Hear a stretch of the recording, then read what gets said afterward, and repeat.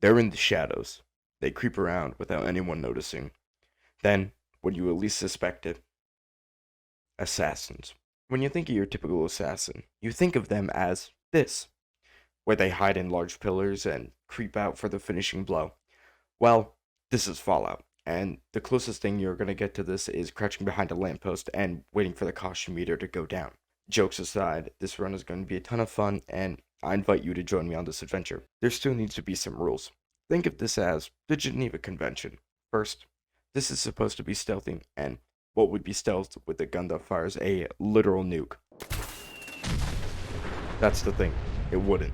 So, all weapons excluding melee will have to have a silencer on it. But since I like to contradict myself, a sniper will be allowed, with or without a silencer. I can take a gun and add one on the workbench if needed, as well as other guns. I just need to use practical ones. Mostly they are going to be pistols, but they need to be small and compact, or, as stated previously, only a sniper allowed. Second, going back to the nuke, that is an explosive. No explosives allowed, like grenades or explosive rounds. Even if I'm going to add a suppressor onto spray and pray that fires literal explosive rounds, no bueno. Third, if I use melee, I need to use a knife. No baseball bat, no police baton, no sword. You get the idea. Something that is traditional and practically used, and you'd think that is concealable. Fourth, no power armor. Duh. Fifth, no companions, except if they are mission related. For example, needing to find Kellogg with dog meat, a required companion. And last, the ending doesn't matter. I can pick any of them I want, and the game difficulty has to be on very hard. So, putting the rules aside, I welcome you to Can You Beat Fallout 4 as an Assassin?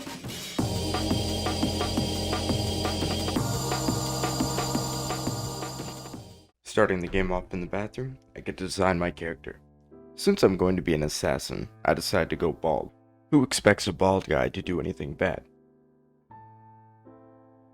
After that, I go and take a look at my baby boy.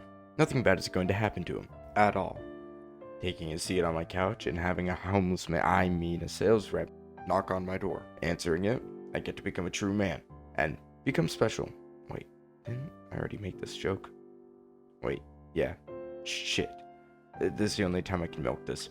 I choose my name, Joe. Choosing my special. Starting from the top, 1818181. 8 for perception because I'd be using guns for the later half of this run, and it gives more accuracy while in VATS. 8 in charisma because being an assassin, you need to be able to smoothly talk out of some situations. And finally, 8 in agility for more action points and being able to sneak better. The others weren't that important, and frankly, didn't need to have any points at them. Sitting down on a couch and... God damn it.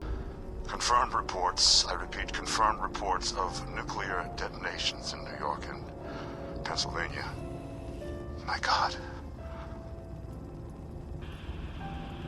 And... Oh my God!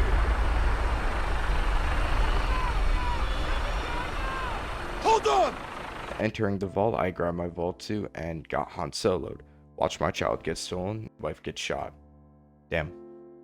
Waking up a few decades later, I stole my wife's wedding ring and had to leave the vault. Since I couldn't kill anything, I had to trap the roaches. I'm not sure why, but this was a lot harder than it looked. It took a few tries to escape, but finally trapping the roaches, I grabbed the Pip-Boy and left.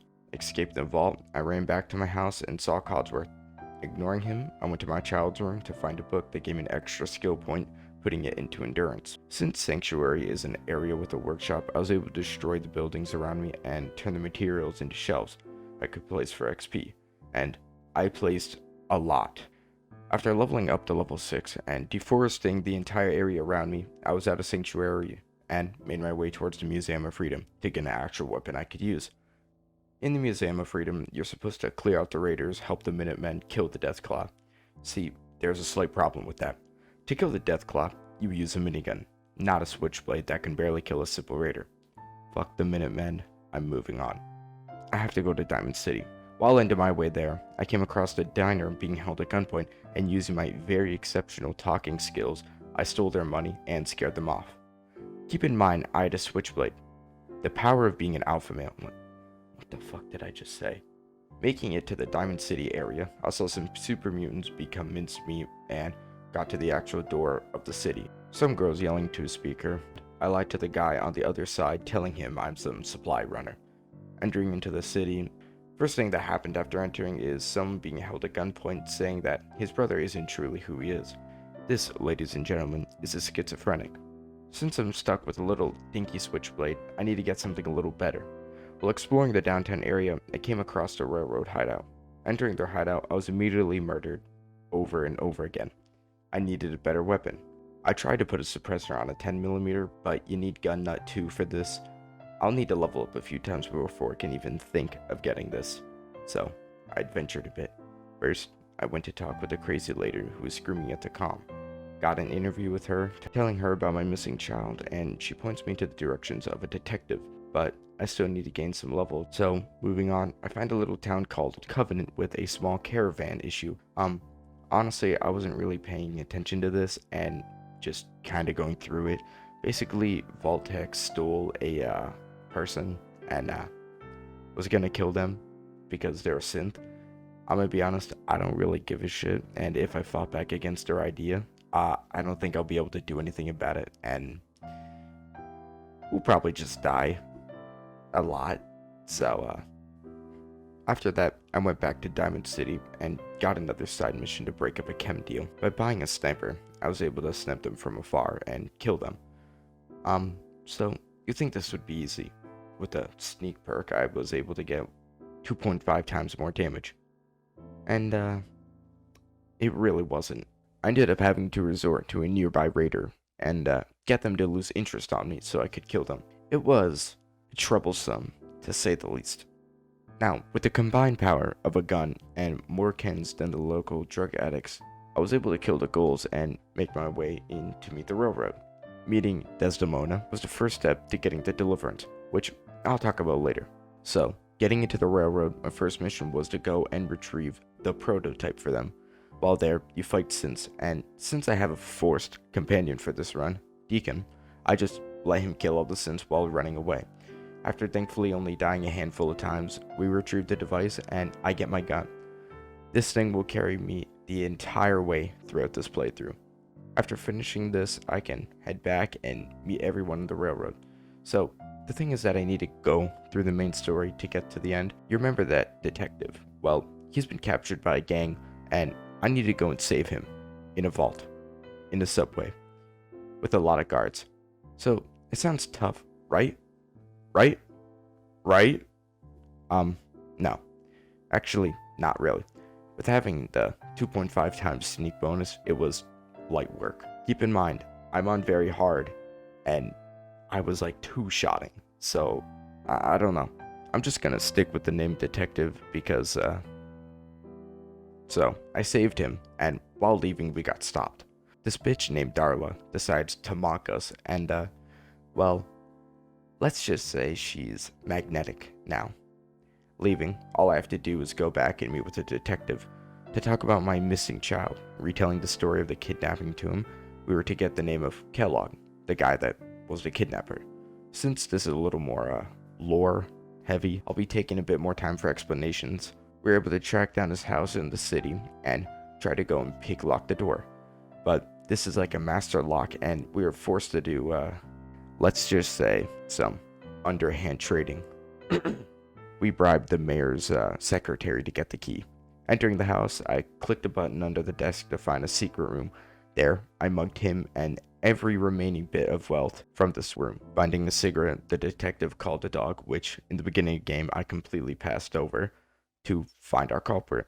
We have to give the cigar to the dog to track him down. While on the tour this dog gives you, I realized that you can just run to the building and not have to stop at any of the checkpoints. So, yeah. Finishing my trail along, I almost encountered a deathclaw and shit myself. After cleaning myself up and entering the building, I crept my way towards Kellogg. Having to kill what felt like a few hundred synths, I was finally able to make my way to Kellogg, and I wasn't in the mood for talking. Stealing his frontal cortex, I escaped and left to tell my good news to the detective. Now, all we have to do is to access his brain. How the hell do you do that? When I said frontal cortex, I was joking, obviously. It was more like the stem to the brain. I think that thing right there, I don't know what it is. And Since Kellogg was a synth, we could hook his brain up to the detective, which is a synth also, to extract his past memories and know where my child went. Running through every other memory other than what I needed, I could see that the Institute stole my son. Oh yeah, I forgot to mention what the Institute is. So, you know moles, right? Now, imagine if moles were 100 years past us and could teleport. They're the ones that hired Kellogg to steal my child. Anyways, I learned that the Institute took my son, and now I'm forced to make it teleported to get in there. How the hell will I do that? Oh, now pay attention for a quick second. I have to track down a named Virgil in the glowing sea, ground zero of where the bomb was detonated, talk to him, find a cursor which isn't easy to come by, track it down, then kill it, go back to the railroad, get the cursor chip that lets them teleport in and out of the Institute, get it analyzed by Tinker Tom, make the contraption tell me in there, and then somehow leave on the inside out. So, I have a few things to do. Traveling through the glowing sea just to get to Virgil, he told me about the Corsair. Going into the CIT building, I was able to track the Corsair down to Green Tech, and after fighting my way through many floors, I was able to confront him and kill him. Now that I've got the chip, I have to go and get it analyzed. But I have to go back to Virgil to get the plans for the machine to take me there. All I have to do is get this thing analyzed, clear out a spot to put this contraption, and for some reason, we put it in the middle of the city, which just, why? I mean, there are raiders everywhere, and you don't think that they are gonna come over and be like, hey, what is this thing that has a glowing blue aura? I don't know. Back on topic. Making the parts, setting up the numerous generators, I'm done, and into the Institute we go. Teleporting into this place, I finally found my son. There he is, my baby boy, my child that I've been looking for all this time. Why is there a 60-year-old senile man in front of me?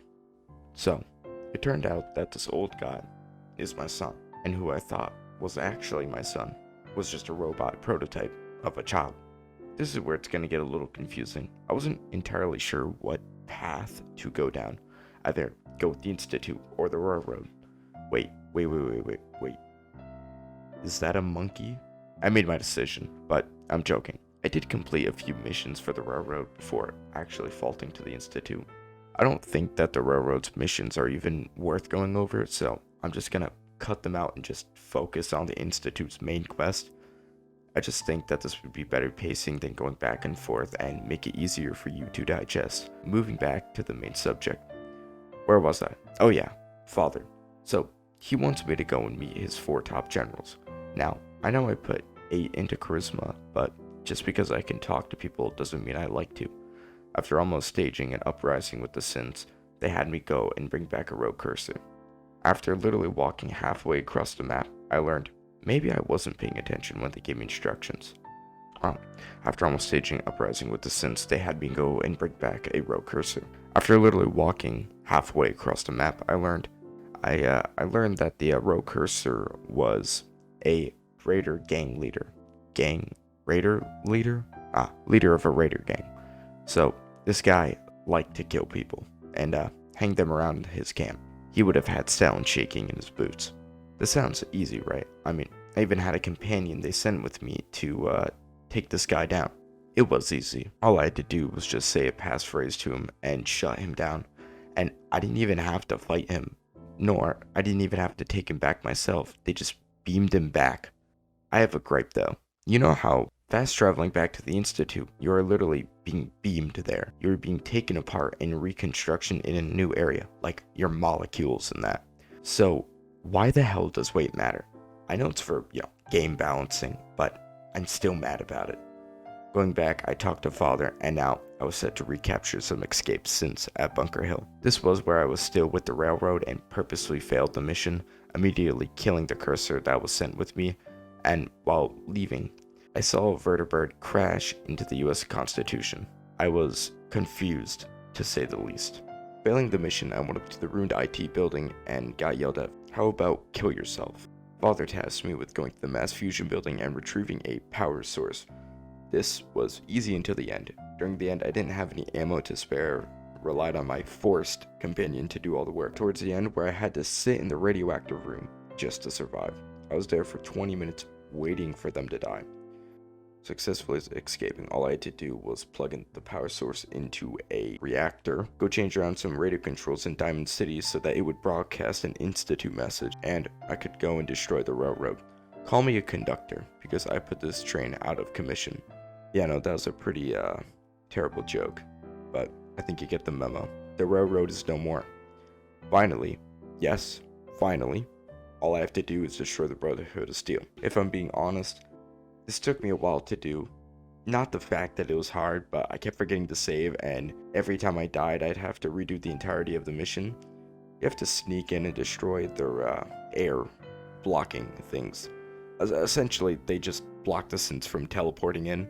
Destroying all three, you could then have reinforcements and take the Brotherhood down. While fighting, I'm not even joking, a vertibird landed on top of it. It kamikazed me. How the hell are they so bad at flying a damn helicopter? Aren't they supposed to be trained in this?